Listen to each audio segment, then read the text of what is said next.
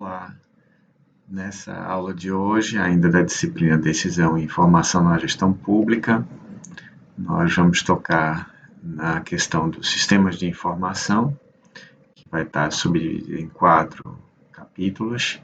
O primeiro capítulo sobre dados e informações e conhecimento. Quando a gente fala de dados, a gente sempre fica meio perdido comparando isso com informação. Esses dados correspondem a um atributo, a uma característica ou a propriedade de um objeto que, de certa forma, sozinho, sem o contexto, não significa nada. Por exemplo, o número 1,95. Se a gente olhar para essa fotografia, a primeira coisa que a gente vê que pode associar com esse 1,95 seria a altura dessa moça de vermelho e branco. Mas, se a gente for buscar um pouco mais de conteúdo, e olhar isso como informação, a informação são os dados presentes em um contexto e que tem significado para aquela pessoa que está analisando aquela informação. Nesse caso específico, aí 1,95 pode representar a taxa de cotação do dólar num determinado dia do ano. Ainda assim, não teria nada a ver com essa imagem da fotografia. Note que o mesmo valor, o mesmo dado, pode adquirir um valor adicional quando transformado em informação. Eu aqui já estava falando um pouco do que significaria aquele 1,95. Eu estava falando da disponibilidade do valor dele num determinado dia com uma cotação do dólar.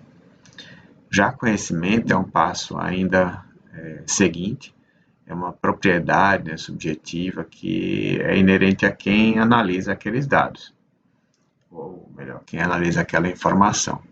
Conhecimento está atrelado ao ser humano que verifica o fato e consegue lhe atribuir significado, ou seja, sabe usar aquela informação.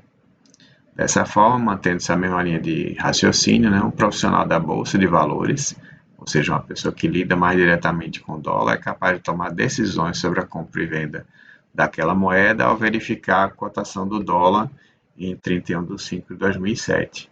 Então, no fundo, isso era, ao invés de ser a altura de alguém, era uma cotação. Mas por quê? Porque estava no conteúdo, no conhecimento de um ser humano que usava aquela informação no seu cotidiano. Ele pode, a partir daí, tomar as decisões dele de compra, de venda. Então, essa é a diferença principal. Dados é uma coisa abstrata, informação ela já começa a criar um contexto que está por trás, e conhecimento é quando a pessoa se utiliza daquela informação para a sua tomada de decisão. Como é que a gente faz para usar esses conteúdos informacionais? A gente cria sistemas de informação, e é nesse sentido que vocês vão estar trabalhando esse conhecimento aqui comigo. Mas o que é um sistema de informação? É um tipo especializado de sistema, já que a gente viu um pouco sobre o que é sistema de uma maneira mais ampla, num contexto mais genérico, E aqui a gente vai estar falando de sistemas de informação, especificamente esse de informação. Então, é formado por um conjunto de componentes que estão interrelacionados e que eles recebem dados e informações, coletam dados e informações, os processam, os manipulam e finalmente dão saída em novos dados e informações. Então, a mesma lógica de sistemas que a gente trabalhou no vídeo anterior, onde eu tenho uma entrada a algum tipo de processamento e eu gero uma saída desses meus dados já transformados em informações ou até mesmo em conhecimento. Quais são esses componentes? Existem diversas formas de tipificar, mas vou pegar essa aqui com 6 componentes. O primeiro seria o hardware, que são os equipamentos, tudo que é físico, que a gente de alguma maneira toca para processar aquele dado que vai ser utilizado. Aí pode ter CPU, teclado, etc. O segundo componente é o software, e que é hoje em dia tido como o componente mais importante claro que nenhum vive sem o outro, mas digo assim, o que traz mais resultado para a organização são os softwares, são os programas que fazem as coisas específicas. Então, desde uma folha de pagamento, levar o homem até a Lua ou até outros planetas.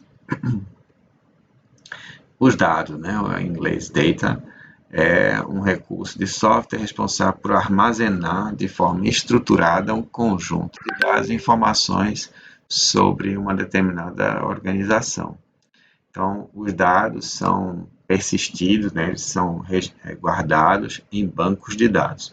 Esses bancos de dados são sistemas gerenciadores de banco de dados, a gente chama de SGBD, que estão dando suporte a você guardar esses dados e depois poder recebê-los, capturá-los de volta. Então, os dados de cliente, por exemplo, você registra lá na entrada pelo software que está coletando os dados e depois vai mostrar ou de forma individual ou de forma coletiva para algum outro usuário que precise daquela informação. O quarto componente são os procedimentos. Um conjunto de instruções que tem normas, regras e políticas especificadas nos manuais da organização. Então, isso pode estar tanto dentro do sistema, ele está utilizando para proceder, né, para registrar, para totalizar, por exemplo, manual para pagamento de verbas rescisórias de indenização de funcionários. A regra existe estipulada em lei, a gente transforma isso em sistemas de informação, colocando lá nos programas como é que devem ser feitos os cálculos, e também coloca isso em manuais, que podem ser tanto impressos quanto consultados digitalmente. Então, são processos tanto administrativos quanto de sistemas que estão registrados, estão definidos para você poder operar. Outro componente é o que a gente chama também de peopleware. Do mesmo jeito que tem hardware, software, tem o peopleware, são as pessoas, né? As pessoas podem ser tanto os usuários finais, que se utilizam dos sistemas de informação que foram desenvolvidos, como pode ter também os profissionais de informática, que eles desenvolvem esses softwares. E toda a equipe que lida também com hardware, com software de rede, com equipamentos de rede. Então, todo esse conjunto de pessoas conhecido também como profissionais de informática. E, por fim, o feedback, né, o retorno. É um processo pelo qual a sua saída é, em parte, utilizada para realimentar a entrada, de modo que regule a forma de funcionamento. Como todo sistema, eu tenho informações que vão estar novamente sendo tratadas como input, né, como entrada, e isso vai ser utilizado de alguma forma, por exemplo, adequação, tempo de procedimento, uma série de informações que podem estar retroalimentando o seu sistema de informação. Esses, então, são os componentes de um sistema de informação. O terceiro tópico é que existem vários tipos de sistema. Ele está acostumado com um sistema, por exemplo, aplicativo de um banco, tem várias funcionalidades, mas tem inúmeros sistemas que rodam nas universidades, nas empresas, ERPs, a gente vai ver um pouquinho sobre esses tipos. A forma mais tradicional de se especificar os sistemas de informação, chama de tipologia de SI, é essa que vem lá do início do século, que trata em três tipos, né? Os sistemas de processamento transacional, os de informações gerenciais e os de apoio à decisão. Cada um desses tipos de sistema, vocês podem ver aqui no quadro, eles estão apoiando pessoas que estão em diferentes posições na cadeia hierárquica. Então, os sistemas de processamento transacionais basicamente estão atendendo as pessoas que estão na base da pirâmide, né? Que está ali operando, fazendo a venda, fazendo a produção, fazendo a folha de pagamento. Então, são pessoas de linha. Os sistemas de informações gerenciais atuam principalmente nos trabalhadores de gerência média. Então, eles, de alguma maneira, apoiam, por exemplo, o crescimento da folha de pagamento. Eu quero fazer uma análise ao longo desses últimos 5 anos, como é que cresceu ou diminuiu a folha de pagamento da minha organização. Então, esse, tipicamente, é um trabalho feito pelos funcionários do nível médio, né, de gestão.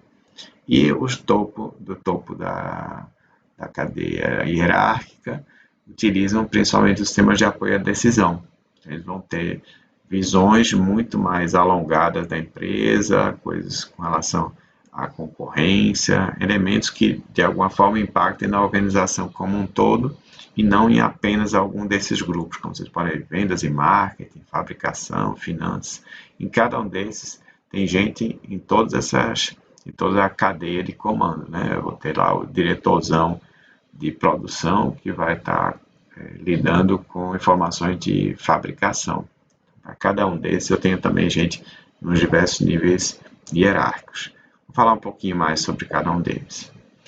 O SPT, ele monitora, coleta, armazena, processa e distribui esses dados das diversas transações, especialmente quando aquele processo impacta em diversos lugares. Por exemplo, uma nota fiscal de entrada, né? Nós recebemos um produto, aquilo vai dar entrada no estoque, mas aquilo também vai dar entrada no contas a pagar.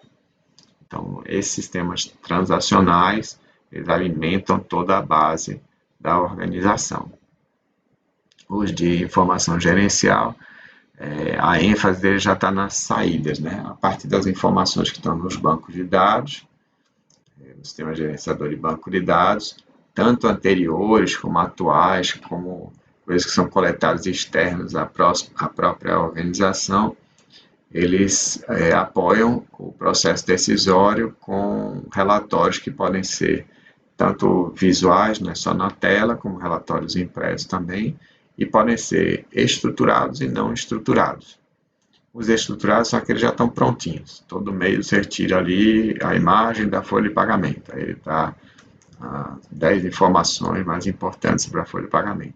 Mas você pode ter alguns que a gente chama de ad hoc. Esses ad hoc eles estão apoiando os gestores quando eles estão refletindo sobre alguma coisa. Então, a estrutura não pode ser totalmente estruturada. Ele tem que ter a possibilidade de mexer no relatório, procurando mais esse ou mais aquele dado, fazendo um relatório novo, algo que ele pensou ali naquele momento. E os de apoio à decisão, né, tem como essência o tratamento de situações cujos problemas são pouco ou até nada estruturados. Você vai definir onde vai ser a próxima filial da sua rede de lojas. Então, isso não é uma coisa tradicional, não tem estruturadozinho. Então, você vai fazer um processo vago, como a gente chama, de situações complexas, e que a gente vai se utilizar de diversas informações, especialmente informações externas à organização. Mas não significa que só sejam com relação às externas. Novos serviços, novos produtos, isso tudo demanda informações que não estão no dia a dia dos seus sistemas.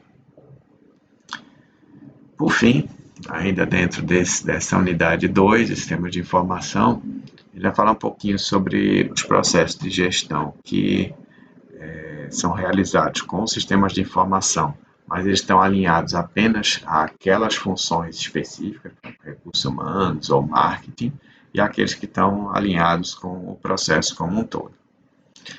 As que fazem gestão, você pode ver nessa figurinha aqui, quando há essa primeira da esquerda, quando há uma barreira hierárquica, então você trabalha mais com aspectos horizontais, então você tem por pares, a discussão é por pares, por exemplo, nas universidades, os professores, os técnicos, os pares da gente aqui dão apoio àquelas discussões, àquelas decisões. Já nessa mais vertical, nós temos as barreiras funcionais. Então, eu sigo muito a hierarquia, mas eu não converso com o colega que está no produto do lado, na função do lado. Só mantém a cadeia. E quando há essa união dessas duas coisas, há ilhas isoladas de conhecimento. Então, as pessoas só conhecem o seu pedacinho, não sabem como é que aquilo impacta na organização como um todo. Vamos falar um pouquinho aqui como seria por gestão ou por função ou por processo. A gestão por função é mais departamental, né? Eu entendo do meu departamento de contas a pagar. Então, esse é o foco, né? Cada uma daquelas funções. Ou eu entendo mais do processo como um todo. E aí a gente vai de vendas, por exemplo, processo de compras, é uma coisa bem horizontal. A transição da gestão por função para a gestão por processos provocou uma revolução na concepção dos softwares, substituindo programas que antes eram voltados apenas para áreas específicas para gestão agora do processo integrado. Então, processo inteiro de compras, o sistema dá conta dele. No fundo, o que se fez foi a centralização de bases de dados que eram comuns. Então, produto, cliente, que antes era tratado isoladamente, agora temos uma única central, um único banco de dados com todos os dados do cliente. Tanto as compras que ele fez, quanto os pagamentos que ele fez, a interação que ele teve com a empresa, tudo isso é visto de uma forma mais integrada entre as várias pessoas, né, que trabalham com aquele processo. Na gestão por função, só detalhando mais, os processos são considerados e tratados dentro da sua especialidade. Então, o RH trata de RH, faturamento e faturamento, e as decisões acontecem sempre verticalmente. Há uma centralização de poder e os liderados recebem orientações dos seus respectivos chefes, né, supervisores. Não tem quase comunicação entre os pares, é tudo mais hierarquizado. Na gestão por processo, há uma priorização do cliente ou do cidadão, dependendo do tipo de organização que a gente está analisando, com a valorização do trabalho em equipe, da cooperação e da responsabilidade individual. A gente tem que lembrar que principalmente nos sistemas de gestão por processo, cada informação que eu entro aqui vai ter impacto em todos os outros colegas, no processo como um todo. Então, se eu colocar na nota fiscal de entrada um código de um estado diferente do que aquele veio, o pessoal da contabilidade, dos impostos, cada uma das próximas equipes que estiverem tratando aquela nota fiscal vão perder, vão ter problemas. Isso traz alguns dificultadores, né? O processo de implantação é bem mais complexo. Vamos falar então da gestão de processo, quais seriam os princípios-chave, né? São 12. Ela é organizada então em torno de processos-chave, são multifuncional, não depende do departamento, né? É importante que tenha o dono do processo, então vai ter um responsável por todo o processo, por exemplo, de atendimento ao cliente. Os times e não indivíduos representam o alicerce da estrutura organizacional e da sua performance. Mais um motivo de reforçar o conhecimento do time como um todo, né? Saber que cada partezinha, nós estamos como parte daquele grande processo. Há uma diminuição dos níveis hierárquicos e as pessoas ganham autonomia de decisão. Isso tem impactos na gestão de pessoas e é um importante fator durante o processo de planejamento da implantação de um sistema de gestão integrado. Opera de forma integrada com clientes e fornecedores. Tipicamente, esses grandes pacotes permitem que você receba demandas de clientes, por exemplo, toda digital, não tendo mais nem a necessidade de uma interação com um vendedor. A mesma coisa ocorre com fornecedores. Você vai começar a produzir um determinado produto lá, um ar-condicionado, as peças que compõem aquele ar-condicionado, você já está automaticamente interligado com os fornecedores e a cada dia automaticamente sai um novo lote de pedidos, você negociou previamente valores e aí o sistema se encarrega de fazer o pedido ao fornecedor. Isso fortalece as políticas de RH, disponibilizando ferramentas de apoio, habilidades e motivações. Isso é um lado positivo, né? Também fortalece muito o uso da TI.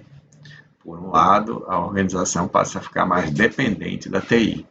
Compensação, a qualidade e a velocidade dos processos aumenta vertiginosamente.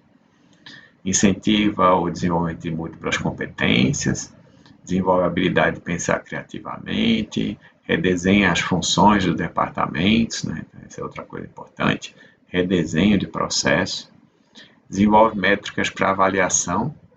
Então, aquela unidade, né, aquele dono de processo pode ser avaliado como um todo e sua equipe, né, seu time embaixo dele também. Pode até haver um pagamento de bonificação com relação à produtividade, esse tipo de coisa. Há também uma cultura corporativa mais transparente, de cooperação e colaboração. Esses elementos aí são princípios básicos da gestão por processo. É uma evolução das organizações, é algo que as organizações buscam e que a TI tem ajudado de forma muito contundente.